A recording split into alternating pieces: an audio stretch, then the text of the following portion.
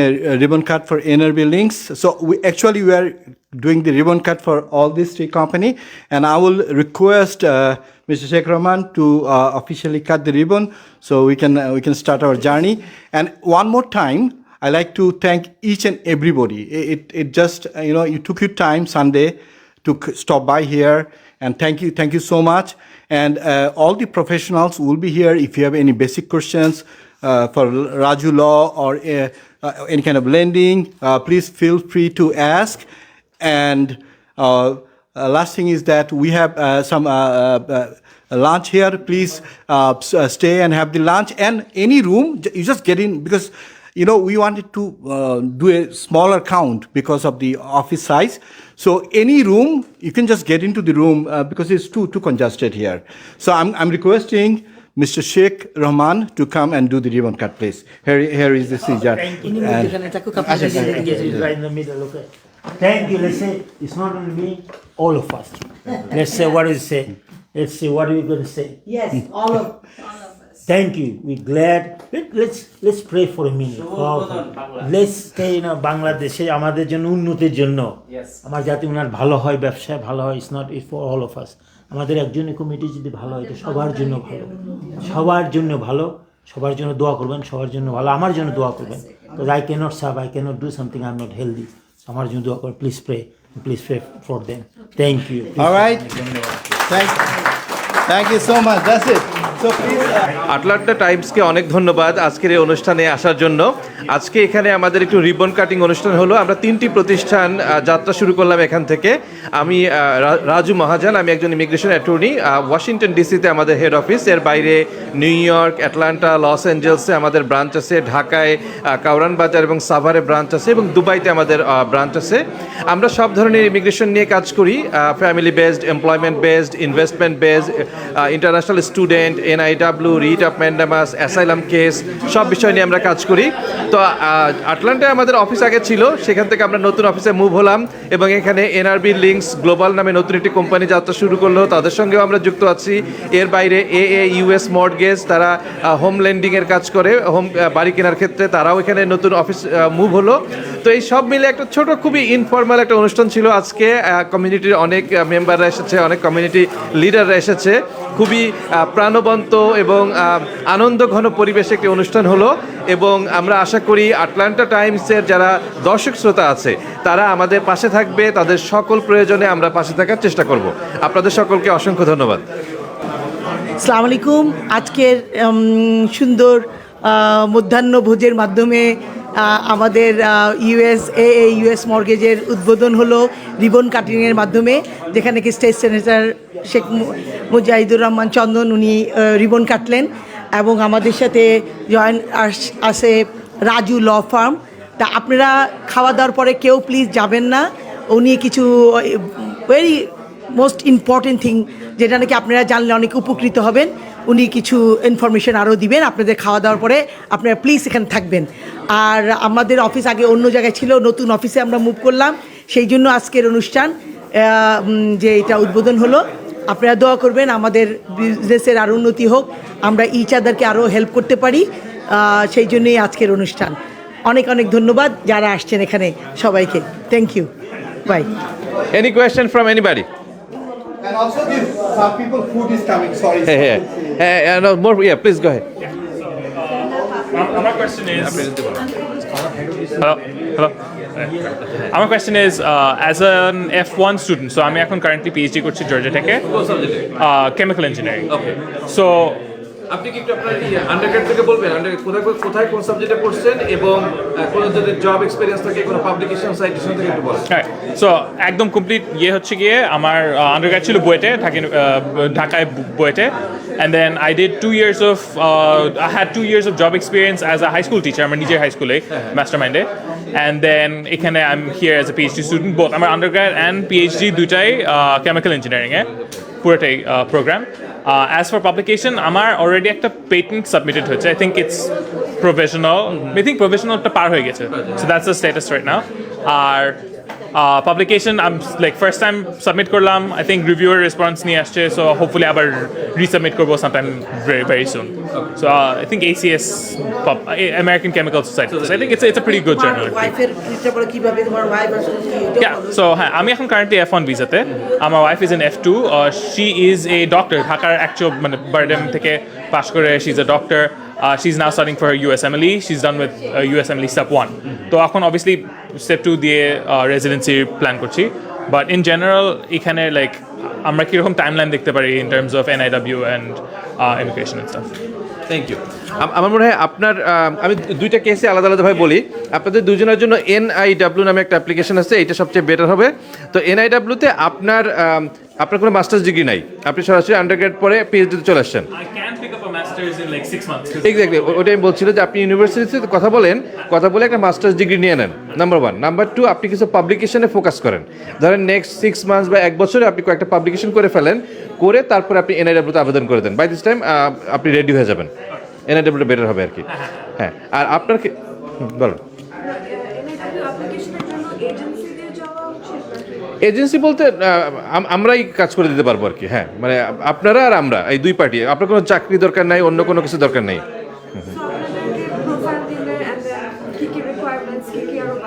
হ্যাঁ, এইটাই আপাতত দুইটা মেজর জিনিস বাদ আছে। ওনার একটা মাস্টার্স ডিগ্রি লাগবে, যেটা ইউনিভার্সিটি থেকে নিয়ে নিবে, আর ওনাকে কিছু পাবলিকেশন করতে হবে। যত বেশি পাবলিকেশন করতে পারবেন, এবং আপনার যেহেতু পেটেন্ট সাবমিট হয়ে গেছে এটা ভালো। তারপরে আপনি এই যে ACS, যেটা আমেরিকান কেমিক্যাল সোসাইটি, ওদের একটু অ্যাক্টিভ মেম্বার হন, not just like a regular member. একটু ওদের কনফারেন্সে গেলেন, কোনো একটা কমিটিতে থাকলেন, এগুলি আপনাকে খুব কাজে দিবে। এর বাইরে যত বেশি ধরেন স্কলারশিপ, ফেলোশিপ, গ্র্যান্ট যা কিছু পাবেন, মানে আপনার একেবারে সহজ বাংলায় বললে ভালো ছাত্র, আপনার ফিল্ডে আপনাকে ভালো ছাত্র হতে হবে আর কি, বুঝছেন? এরকম থাকলে আপনার কেসটা খুব স্ট্রং হবে। আর আমার কারেন্ট ফেলোশিপ হচ্ছে কি রিনিউয়েবল বায়োপ্রসেস ইনস্টিটিউটের ফেলোশিপ আমি এখন right now. হ্যাঁ। So these are things that এগুলি আপনাকে হেল্প করবে। জি। হ্যাঁ, আর আপনি যেহেতু MBBS করা বাংলাদেশে, প্রথমে আপনাকে একটা ইভালুয়েট করাতে হবে। এখানে একটা আছে WES থেকে ইভালুয়েট করাবেন যে আপনার ডিগ্রিটাকে কি ওরা ব্যাচেলর হিসেবে কাউন্ট করবে নাকি মাস্টার্স। যদি মাস্টার্স হিসেবে কাউন্ট করে তাহলে আপনি NIW-তে আবেদন করতে পারবেন। সেক্ষেত্রে আমরা আপনাকে অ্যাজ এ ডক্টর প্রেজেন্ট করবো না, আমরা অ্যাজ এ সায়েন্টিস্ট প্রেজেন্ট করবো। কারণ যতক্ষণ না পর্যন্ত আপনি USMLE কমপ্লিট করতেছেন এবং রেসিডেন্সি কমপ্লিট করতেছেন, তার আগ পর্যন্ত আপনি যেহেতু এখানে প্র্যাকটিস করতে পারবেন না, সেহেতু ততদিন পর্যন্ত আমরা আপনাকে সায়েন্টিস্ট হিসেবে ট্রিট করব। তো যদি মাস্টার্স ইকুইভ্যালেন্ট হয় এবং আপনার যদি কিছু ওই ওনার মধ্যে পাবলিকেশন সাইটেশন থাকে, তাহলে আপনিও আবেদন করতে পারবেন। বাট একজন করলে আরেকজন এমনিতেই পেয়ে যাবে আর কি। সেটাই। হ্যাঁ, জি বলেন। একটু জোরে, জোরে বলেন।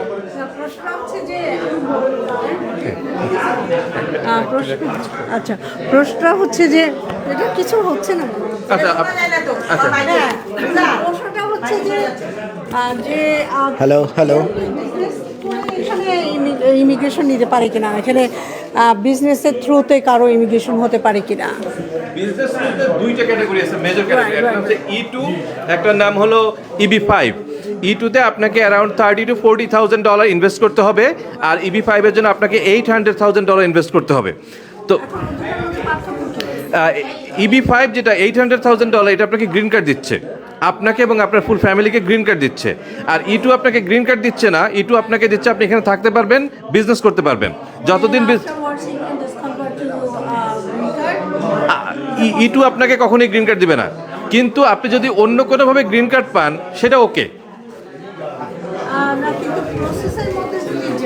হ্যাঁ, আমি এখানে বিজনেস করছি, আমি লম্বা সময় ধরে থাকছি, তো ভাই এখানে এটা অনেকটা স্টুডেন্ট ভিসার মতো। আপনি স্টুডেন্ট ভিসা নিয়ে এখানে আসবেন, পড়াশোনা করতে থাকবেন, অন্য কোনোভাবে যদি গ্রিন কার্ড পাবেন, কিন্তু স্টুডেন্ট ভিসা কখনো আপনাকে গ্রিন কার্ড দিবে না। ওই একইভাবে E2 আপনি এখানে বিজনেস কন্টিনিউ করবেন, প্রতি বছর ট্যাক্স ফাইল করবেন, ভিসা রিনিউ করবেন। ইন দ্য মিন টাইম ধরেন আপনি যদি EB5 এ গ্রিন কার্ড পান বা ফ্যামিলি বেস ক্যাটাগরিতে গ্রিন কার্ড পান বা অন্য কোথাও পান, দ্যাটস ওকে, কিন্তু E2 বাই ইটসেলফ আপনাকে কখনো গ্রিন কার্ড দিবে না।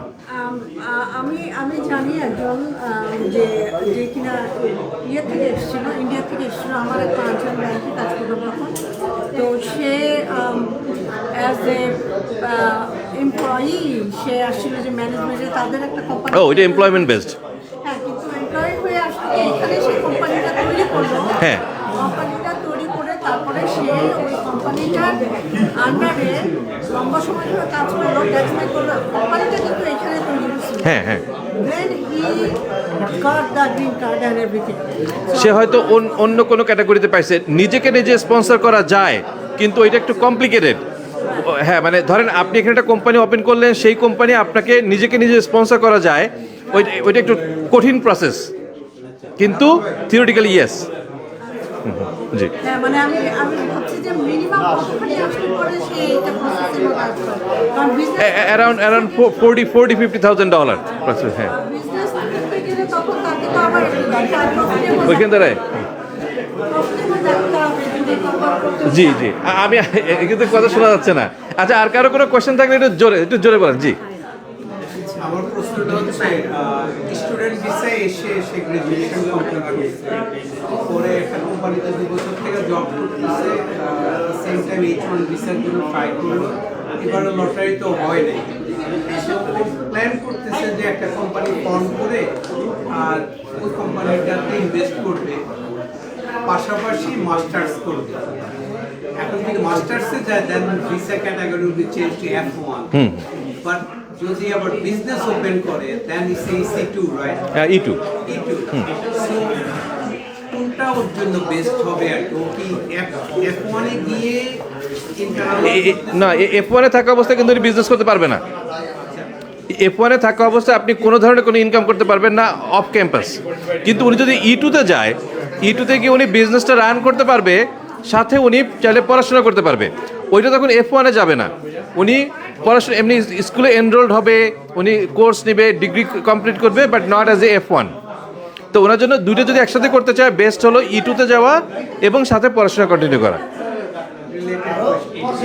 কি আমি আপনার সাথে কন্ট্যাক্ট করতে পারি সাপোর্টের জন্য? হ্যাঁ হ্যাঁ হ্যাঁ হচ্ছে যে এই অবস্থায় যেমন ভিসার সে তার পড়ালেখাটা কমপ্লিট করলো, দেন এট দ্য এন্ডে কারণ H1 এর এখন যে ক্যাটাগরি, এই কারণে সে মাস্টার্সটা কমপ্লিট করতে চাচ্ছে। হ্যাঁ হ্যাঁ হ্যাঁ সো ইফ এট দ্য এন্ডে গিয়ে H1 এ আবার সে অ্যাপ্লাই করতে পারে।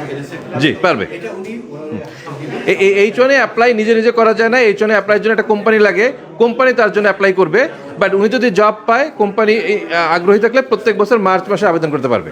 বাট ও যে কোম্পানিটা ফর্ম করতে চাচ্ছে, কোম্পানিটা development company, so almost $2 million ও নিজেই ইনভেস্ট করবে। এই টাকার কিন্তু লিগ্যাল সোর্স থাকতে হবে। হ্যাঁ গুড গুড। উনি যদি $1 মিলিয়ন ইনভেস্ট করতে পারে তাহলে তো উনি EB5 এ যেতে পারে, ওনার স্কুলেও যাওয়ার দরকার নেই, কোথাও কিছু করার দরকার নেই। ও চাচ্ছে যে মাস্টার্সটা আচ্ছা আচ্ছা প্রফেশনাল লাইনে থাকবে, বুঝতে পারছি।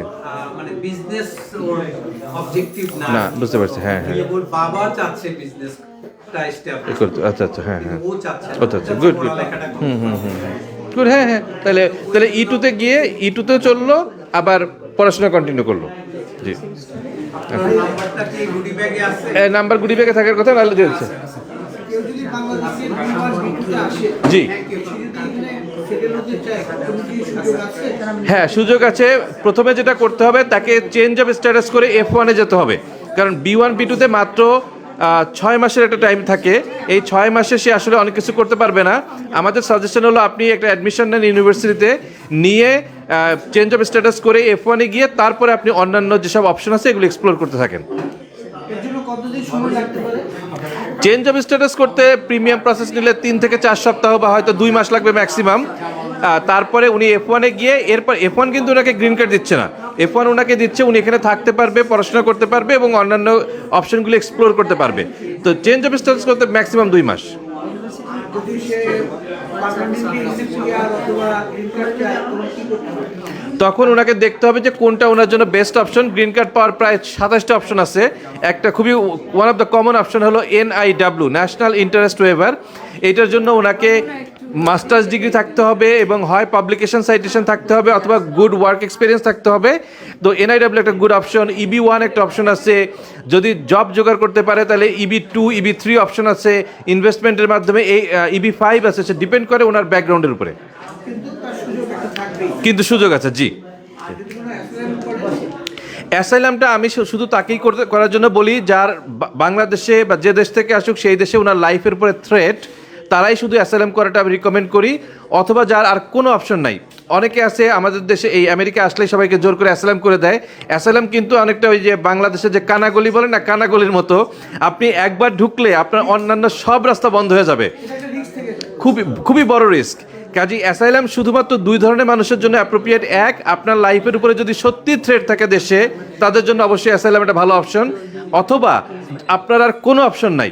আর যদি মনে করেন যে কোনো ধর্মীয়ভাবে যদি সে অ্যাসিলেন্ট করে, তখন যে একটা হিন্দু মেয়ে মুসলমানকে বিয়ে করে সে মুসলিম ধর্ম গ্রহণ করেছে, হ্যাঁ। সেই অবস্থাতে সে যদি বলে যে আমার জন্য ওই দেশে সমস্যা হচ্ছে, তা আমি চলে আসছি, সেই ব্যাপারে কোনো সুযোগ আছে? হ্যাঁ হ্যাঁ, সুযোগ আছে। যে কোনো কিছু আপনি ক্লেম করতে পারেন। আপনার লাইফের পরে থ্রেট যে কোনো কারণে হতে পারে, কিন্তু এই থ্রেটটা আপনাকে এস্টাবলিশ করতে হবে। যেমন ধরেন কথা এই যে আপনি যে এক্সাম্পলটা দিলেন, তারাই যদি ঢাকা শহরে থাকে তাহলে অ্যাসাইলাম কেসটা অনেক উইক হবে, কারণ ঢাকায় এগুলো হয়তো কেউ কেয়ারও করে না। কিন্তু তারা হয়তো এমন একটা এলাকা থেকে আসছে যেখানে এটা একটা বিগ ইস্যু, যে ধর্মান্তরিত হইলে তা খুবই বড় প্রবলেম, তখন এটা কেসটা স্ট্রং হবে। It's all depends on evidence. সে যেখান থেকে আসছে সেইখানে বিষয়টা কতটা সিরিয়াস এবং থ্রেটটা কতটা সিরিয়াস তার উপর ডিপেন্ড করে। আপনাকে অনেক ধন্যবাদ। অ্যামেন্ডেসের ব্যাপারটা একটু আলাদা। ম্যান্ডামাস, ওকে, ধন্যবাদ। আরেকটা বিষয় জানতে চেয়েছে যে রিট অফ ম্যান্ডামাসের ব্যাপারে জানতে চেয়েছে। তো আপনারা জানেন যে অনেক কেসেসে আপনারা অ্যাপ্লাই করার পরে ইউএসএমএলই হোক বা ইউএসসিআইএস হোক বা এমবেসি হোক, এখানে অনেক ডিলে হয়।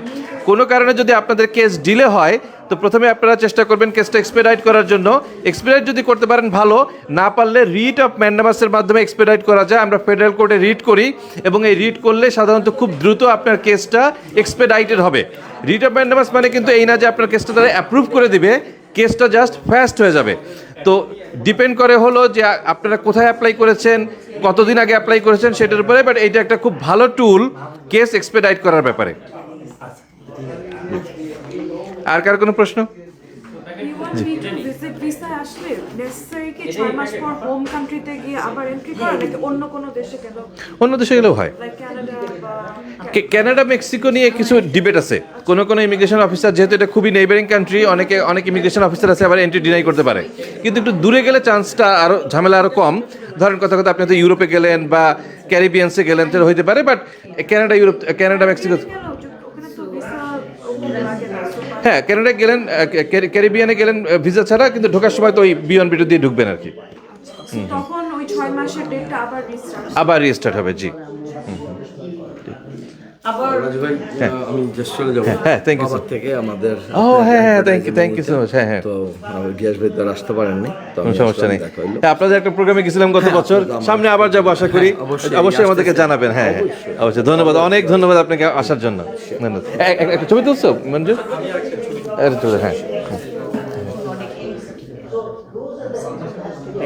হ্যাঁ, থ্যাংক ইউ। ওইটাও একটু বলেন। অনেকে যেটা বললাম যে অনেকে কালকে বলতেছিল না যে B2 ভিসা নিয়ে আইসো, অনেকে থাকতে চায়, তাহলে ওইটা কিভাবে করা যায়? হ্যাঁ, স্টুডেন্ট ভিসা নিয়ে তারপরে হ্যাঁ, ধন্যবাদ। আরেকটা প্রশ্ন আসছে যে যারা B1 B2 থেকে এসে তারা কিভাবে আমেরিকা থাকতে পারে। তো কিভাবে থাকতে পারে এটা আসলে ডিপেন্ড করে তার ব্যাকগ্রাউন্ডের উপরে এখানে গ্রিন কার্ড পাওয়ার জন্য। তো ইনিশিয়াল একদম প্রথমে যেটা আমরা রিকমেন্ড করি যে আপনারা একটা ইউনিভার্সিটিতে অ্যাডমিশন নেবেন। সেটা ইউনিভার্সিটি হতে পারে, কমিউনিটি কলেজ হতে পারে, আপনার জন্য যেটা অ্যাপ্রোপ্রিয়েট, এমনকি ল্যাঙ্গুয়েজ প্রোগ্রাম হতে পারে। অ্যাডমিশন নিয়ে তারপরে আপনি চেঞ্জ অফ স্ট্যাটাসের জন্য আবেদন করবেন। তো সেই চেঞ্জ অফ স্ট্যাটাস যদি রেগুলার প্রসেস করেন অনেক সময় 6-7 মাস, 8 মাস, 1 বছরও লাগে। আর প্রিমিয়াম প্রসেস করলে অনেক সময় মাত্র 2 মাসের ভিতরে হয়ে যায়। তো চেঞ্জ অফ স্ট্যাটাস করার সুবিধা হলো যে আপনি তখন F1 ভিসায় চলে গেলেন এবং F1 ভিসায় থাকা অবস্থায় আপনি অনেক দিন সময় হাতে পাচ্ছেন, অনেকটা টাইম কিনতে পারতেছেন। এবং এরপরে আপনাকে চিন্তা করতে হবে যে কোন ক্যাটাগরিটা আপনার জন্য অ্যাপ্রোপ্রিয়েট, কোনটার মাধ্যমে আপনি গ্রিন কার্ড পাওয়া সহজ হবে। যেমন ধরেন EB4 নামে একটা ক্যাটাগরি আছে। EB4 হলো আপনি যদি রিলিজিয়াস ওয়ার্কার হন, যেমন মসজিদের ইমাম, মন্দিরের পুরোহিত, গির্জার পাদ্রী যদি হন, তাহলে এবং আপনি যদি এখানে একটা জব জোগাড় করতে পারেন, সেই জবের প্রতিষ্ঠান যদি আপনাকে স্পন্সর করে, EB4 এর মাধ্যমে আপনি এখানে থাকতে পারবেন।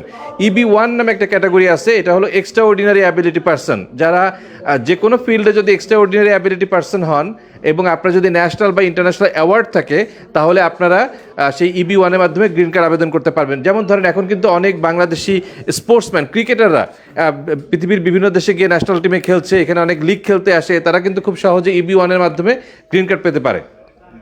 আবার NIW নামে একটা ক্যাটাগরি আছে, আর্টিস্ট মুভিতে যারা অভিনয় করে, গান গায়, তারা সবাই EB1 এর কোয়ালিফাই করে। আবার NIW নামে একটা ক্যাটাগরি আছে, এটা হলো যারা স্টুডেন্ট ভিসা আসে আমেরিকায়, তাদের অধিকাংশ এখন গ্রিন কার্ড পায় NIW এর মাধ্যমে। NIW এর মাধ্যমে গ্রিন কার্ড পেতে পারেন। EB3 নিয়ে অনেক প্রশ্ন পাই আমরা প্রায়ই। EB3-র জন্য আপনাদেরকে একটা জব জোগাড় করতে হবে। যদি আপনারা নিজেরা জব জোগাড় করতে পারেন তাহলে আমরা সরাসরি আপনাদেরকে হেল্প করতে পারি। আর যদি আপনারা নিজেরা জব জোগাড় করতে না পারেন তাহলে আপনাকে একটা জব খুঁজে দেওয়ার জন্য কিছু এজেন্সি আছে, সেই এজেন্সির মাধ্যমে জব জোগাড় করলে তারপরে আমরা হেল্প করতে পারি। তো EB3 বেশ লম্বা একটা সময় লাগে, প্রায় 3 থেকে 4 বছর সময় লাগে। এই যে 3-4 বছর সময়, এটা কিন্তু আপনাকে নিজের স্ট্যাটাস নিজে মেনটেন করতে হবে। এই জন্যই F1 এ যাওয়াটা ভালো, কারণ F1 এ আপনাকে লম্বা একটা সময় দিচ্ছে। অনেকে আছে B1 B2-তে আসে, এসে চেঞ্জ অফ স্ট্যাটাস করে F1 এ থাকে, F1 এ থাকা অবস্থায় তারপরে তারা EB3 প্রসেস করে। একইভাবে E2 নিয়ে একটু আগে কথা হচ্ছিল একজনের সঙ্গে। E2-তে কিন্তু আপনারা মাত্র $40-50,000 ইনভেস্ট করে আমেরিকায় থাকা যায় এবং এটা বিজনেসটা যতদিন রান হয় ততদিন পর্যন্ত তারা এখানে থাকতে পারে। কিন্তু সমস্যাটা হলো এই টাকাটা লিগ্যাল চ্যানেলে আমেরিকায় আসতে হবে উইথ লিগ্যাল সোর্স, অথবা আমেরিকার ভিতরে কেউ যদি তাকে গিফট দেয়, এই CPA এর অফিসে গেলে তারা গিফটের ব্যবস্থা করে দেবে। IRS এর একটা ফর্ম আছে, ফর্ম ফিল আপ করে যদি গিফট করে, সেই গিফটের টাকা দিয়ে আপনারা বিজনেস শুরু করে E2-র মাধ্যমে আপনারা এখানে থাকতে পারবেন। E2 কিন্তু আপনাকে গ্রিন কার্ড দিবে না, E2 আপনাকে শুধুমাত্র E2-র ব্যাপারে যে আমার একটা রিলেভেন্ট কোশ্চেন, যে E2-তে অ্যাপ্লাই করবে সে কি আগে বিজনেস রেজিস্ট্রেশন সবকিছু কমপ্লিট করে অ্যাপ্লাই করবে, না অ্যাপ্লিকেশনটা আগে শুরু করবে? অ্যাপ্লিকেশনটা আগে শুরু করবে।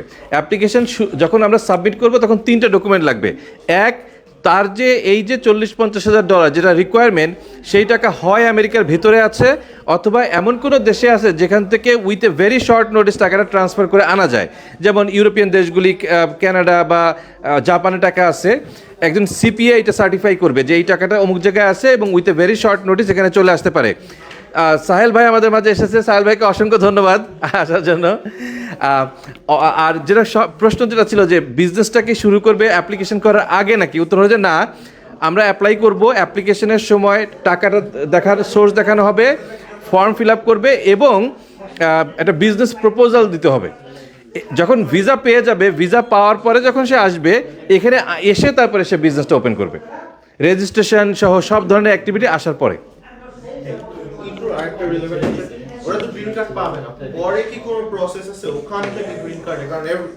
হ্যাঁ, E2 আপনাকে গ্রিন কার্ড দিবে না, কিন্তু ধরেন কথা আপনার ভাই আপনার জন্য আবেদন করে রেখেছিল অনেক বছর আগে, ওই অ্যাপ্লিকেশনের মাধ্যমে যদি গ্রিন কার্ড পান দ্যাটস ওকে। E2 আপনাকে গ্রিন কার্ড দিচ্ছে না। আবার ধরেন E2-তে আপনি আসলেন, এসে আপনার বিজনেসটা গ্রো করে $800,000 তৈরি করে ফেললেন, তখন আপনি EB5 অ্যাপ্লাই করতে পারবেন। মানে E2 থেকে আপনি অন্য ক্যাটাগরিতে গিয়ে গ্রিন কার্ড অ্যাপ্লাই করতে পারবেন, কিন্তু E2 বাই ইটসেলফ আপনাকে গ্রিন কার্ড দিবে না।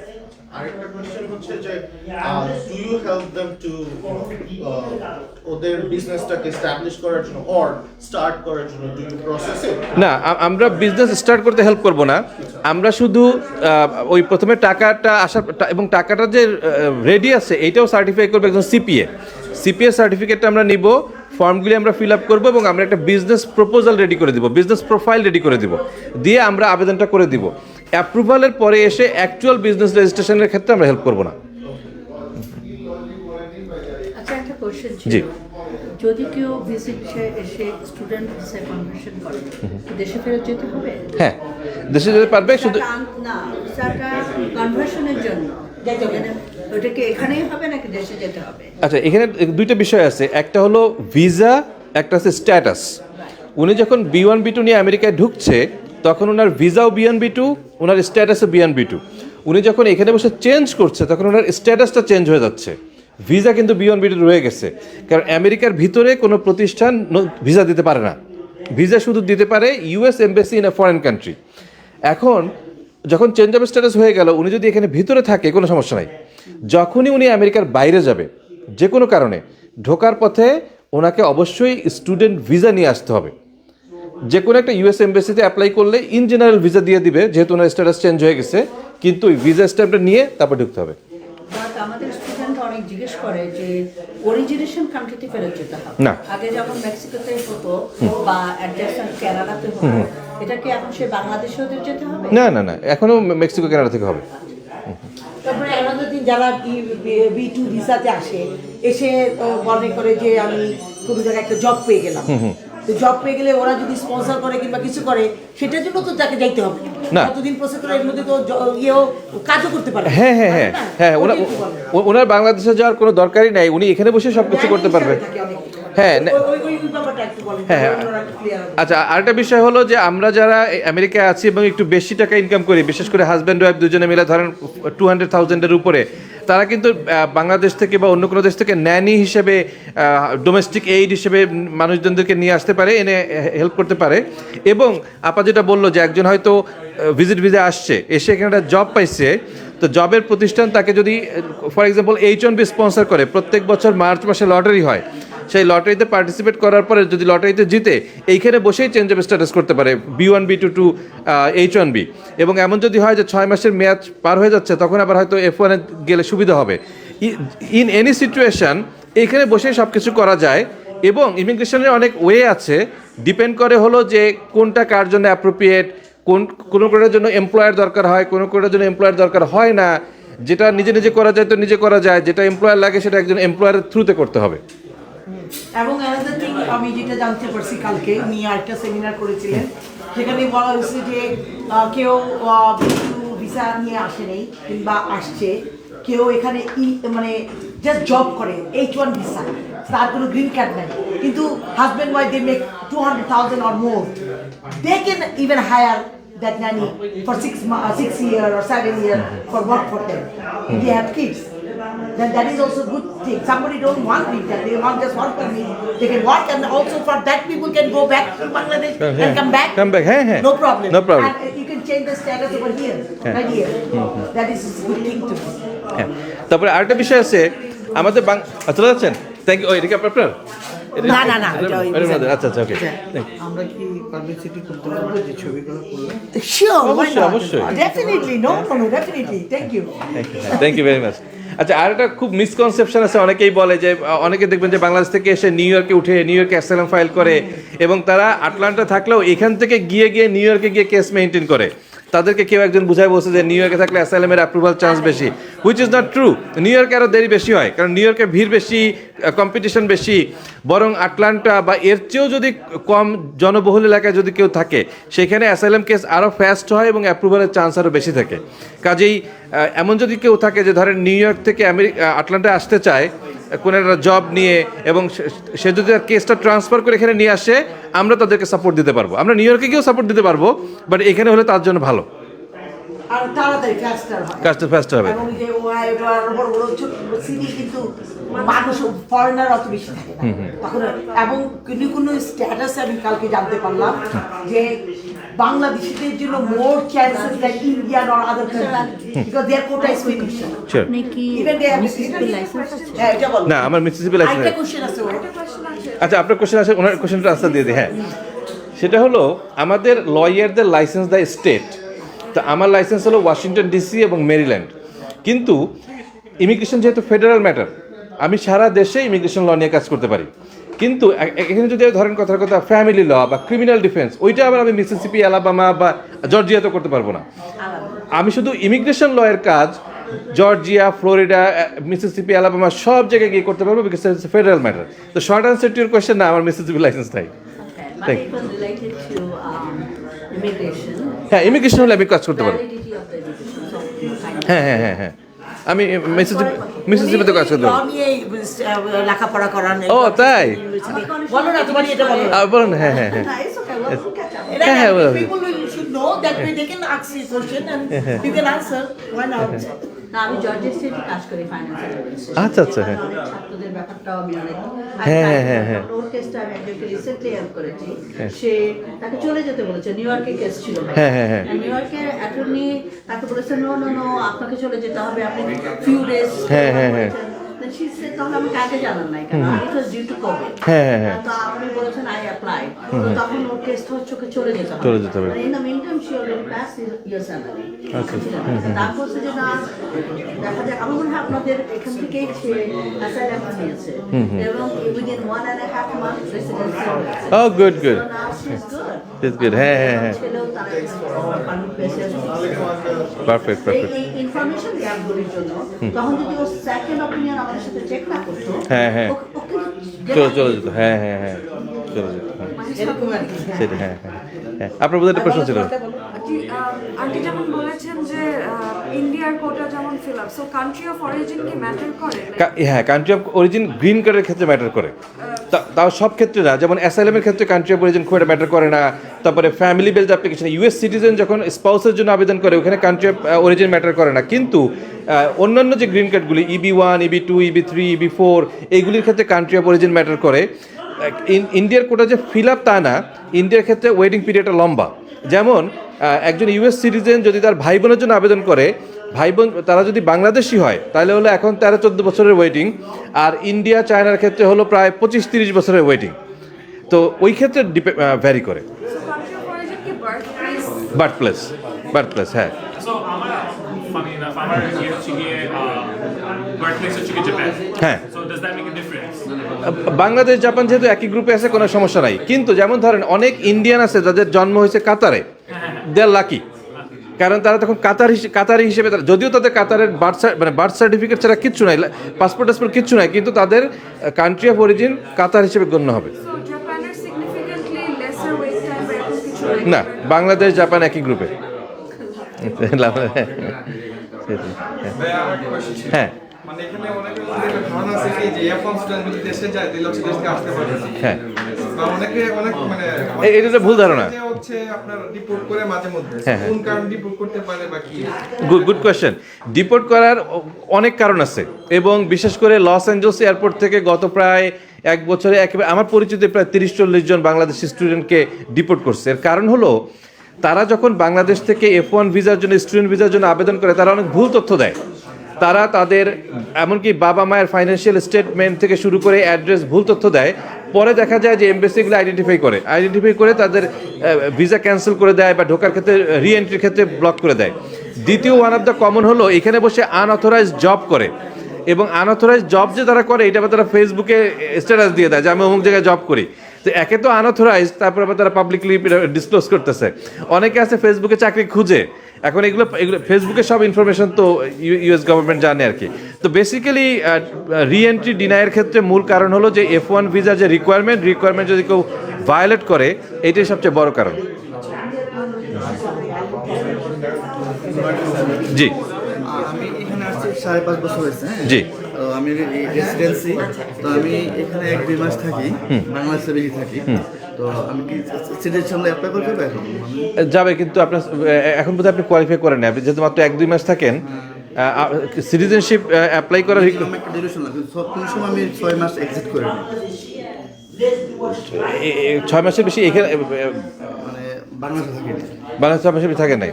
আচ্ছা, তাহলে আমাদেরকে একটু ম্যাথটা করে দেখতে হবে। রিকোয়ারমেন্ট হলো আপনার যদি 5 বছর হয়ে যায়, তার ইমিডিয়েট আগের 30 মাস আনইন্টারাপ্টেড স্টে থাকতে হবে। আনইন্টারাপ্টেড মানে হলো আপনি অবশ্যই 6 মাসের বেশি আমেরিকার বাইরে গিয়ে কখনো থাকেন নাই। এই ম্যাথে যদি আপনি পাস করেন তাহলে আপনার সিটিজেনশিপ থাকি নাই, বাট 900 ডেজ এখানে হয়নি। হয় নাই না? আচ্ছা, তো ওই ক্যালকুলেশনটা করে দেখতে হবে। 900 এক্স্যাক্টলি। সেটাই। এমনি অ্যাপ্লাই করলে কি ওখানে মানে যদি না হয় কোয়ালিফাইড হবে? না হলে ওরা আপনার অ্যাপ্লিকেশনটা ফেরত পাঠিয়ে দেবে। কোনো নেই, কোনো শাস্তি নেই এটা। কিন্তু ফিটা তো লাগবে, ডাবল ফি দিতে হবে, ফিটা আবার ফেরত দেয় না, মাঝে মাঝে দেয়, কোনো অফিসার তো ফি ফেরত দেয়। মিলে ধরুন এখানে 5 বছরে হয়তো 200 মানে 400 দিন না 500 দিন। হ্যাঁ, ওই দিনের চেয়ে বেশি হলো যে একটু ফর্মে ফালায় দেখতে হবে আর কি। যে আপনি এক কাজ করতে পারেন, আপনার ওই এন্ট্রি এবং এক্সিটের ডেটাটা আমাদের অফিসে যদি নিয়ে আসেন, ওরা বসে ক্যালকুলেট করে দেখবে আর কি। ওই মঞ্জুর আছে এখানে, আর ওই যে আজাদ আছে। হ্যাঁ, থ্যাংক ইউ ভেরি মাচ, আপনারা কষ্ট করে আসছেন, দেখে ভালো লাগলো। পায়ে অনেক ব্যথা।